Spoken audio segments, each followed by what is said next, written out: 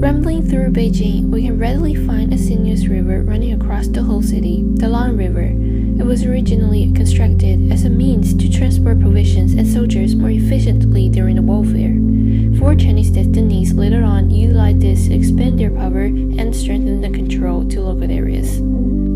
Being the junction of the whole water system, the Long River offers numerous essential functions to areas all over Beijing. Today, let's explore and try to understand the mysteries behind the Long River. We will take an expedition to the riverbend through visiting the Five Pagoda Temple, the Gaoliang Bridge, and the Summer Palace. We can take a deeper well into the background and history of this outstanding river.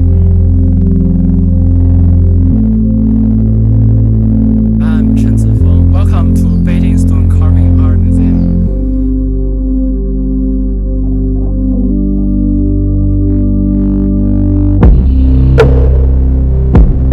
During the reign of the third Ming Emperor Yongle, an East Indian eminent monk dedicated the style of the Five Dhyana Buddhist and the Five Pagoda Temple to China. Thus, the Jinju Temple was built, and Zhonghua Emperor constructed the pagoda. In Qing Dynasty, the Jinju Temple was renamed the Zhengjue Temple by Emperor Yongzheng. Emperor Qianlong renovated the Zhengjue Temple twice. To celebrate the 70th birthday of Empress Chongqing, Emperor Qianlong ordered the Zhengjue Temple to be painted gold and constructed a pavilion. It integrated into the Five Pagodas naturally. It's a pity that a fire destroyed this exquisite temple at the end of the Qing Dynasty. Now, there's only a side of the pagoda. The Five Pagoda Temple is a Tibetan temple. On the door of the pagoda, we can see that a Garuda wearing a crown. Female Garuda represent the dragon. Male Garuda represent the dragon. There are also other animal patterns, such as lions and elephants, and we can see symbols such as Aquarius and Vajras as well.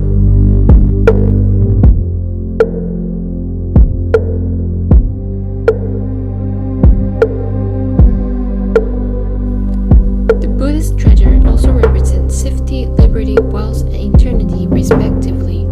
The Five Dhyana Buddhas in niche is composed by the statue, which have identical shapes but different fingerprints. They surround the pagoda temple in circle with five in one group.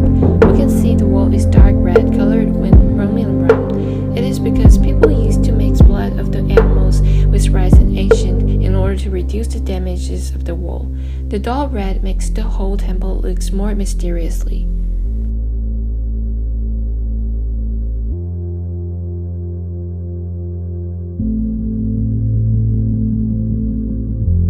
On the other hand, stone tablets are gathered in the temple. The most special one is Fuheng's tablets. The body is divided into yin and yang side. The back is mostly plain, but the front is rich in patterns. We can see a dragon hanging on the tablet. Under the stone monument is the cloud patterns and the inscription to record the owner of the tablet. The common stone tablets have no accessory, while Fuheng tablets have a turtle under its body, with a unicorn and lion curves on it, which highlight the dignity of Fuheng. Fuheng served as a minister at the court of his brother-in-law, the Qinglong Emperor. Fuheng was chief grand counselor to the emperor and one of the emperor's most trusted advisors. He is best known for leading the Qing troops in the fourth and last invasion of Burma.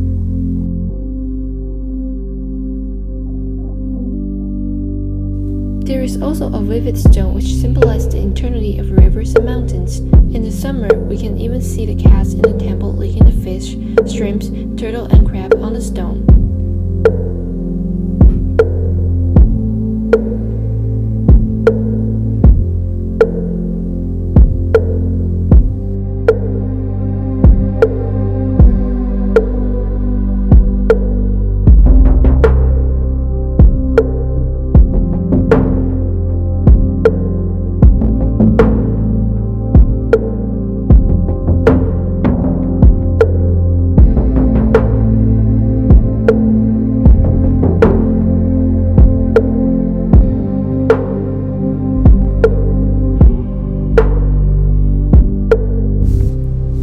The river widens as we move along it.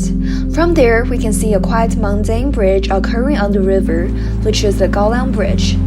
There was an anecdote about this bridge. It is said that during the Ming Dynasty, the Prime Minister was commanded to set the capital in Beijing. To his surprise, all of the wells suddenly dried in one night, which he considered as a symbol that the Dragon King was irritated because he didn't worship him. Thus, the Prime Minister sent Gao Liang immediately out to chase for the water and told him that after piercing the basket, he need to turn back right away without looking backwards. Gao Liang obeyed the orientation and met Dragon King near the sea. He pierced the basket and ran back, with the sound of water flowing behind him. When he reached the west gate, he saw the Prime Minister and thought everything had settled down, so he glimpsed back. At that very moment, the surge overwhelmed him and took away Gao Liang as well as his men. Citizens in Beijing thus named the bridge where the Prime Minister stood on as the Gao Liang Bridge in order to memorize him. Gao Liang Bridge is an arch bridge with 3 holes. It is situated out of the Xizhimen besides the main road heading to northwestern Beijing. In the spring, people usually come here for an outing with friends or families. Even the Empress Dowager Cixi came here for several times to view the picturesque sceneries alongside on a boat. In 1909, the Beijing-Zhangjiakou Railroad was constructed, which started nearby the bridge. Consequently, the Gao Liang Bridge flourished at the same time.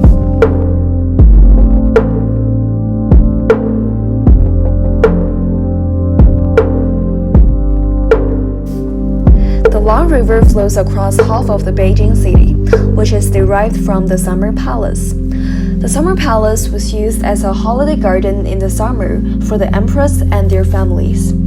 The whole garden is 290 hectares, including a large lake and mountains. Moving along the river, we are able to see the marble boat, which is on the Kunming Lake in the palace. The marble boat is 36 meters in length and was made of marble. Inside the marble boat, all of the windows are inlaid with multicolored glasses and the ceiling is decorated with carved bricks. Outside the boat, the drainage system channels rainwater down through 4 hollow pillars and into the lake through the mouth of the dragon's head. According to a book written by Emperor Qianlong, the boat was supposed to be symbolic of the stability of Qing dynasty. Everyone should have heard the old saying, water can carry a boat and can also overturn it. This also represents the relationship between the ruler and the citizens. The ruler is like a boat, and the common people are water. If the ruler executes benevolence, then people will embrace him. But if the ruler is cruel, people will rise up and overthrow the ruler. The Long River somehow relates the destiny of people and the country together.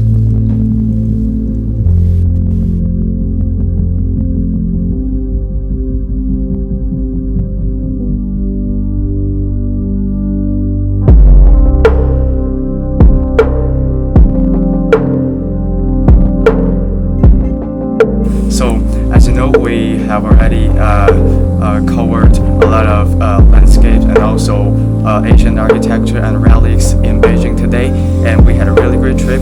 I highly recommend you guys to come to Beijing in the Summer Palace, especially in the autumn and also springtime, which is a very good season for you to enjoy the sunset. And what's more, we have already been to the 5 Pagodas Temple and also the Gao Liang Bridge, which is the old Asian canal in Beijing, and I really appreciate that. So maybe next time you guys can come to Beijing and we together can introduce the whole Beijing city to you guys. So come to join us. Yeah. Don't wait. So today, we visited the Great Righteous Awakening Temple, and we've seen the canal that flows through the whole city. And now, we've came to the Summer Palace, which is the starting point of the canal, and also the terminal of today's trip. So, we are the Comet. Welcome to China. Welcome to Beijing.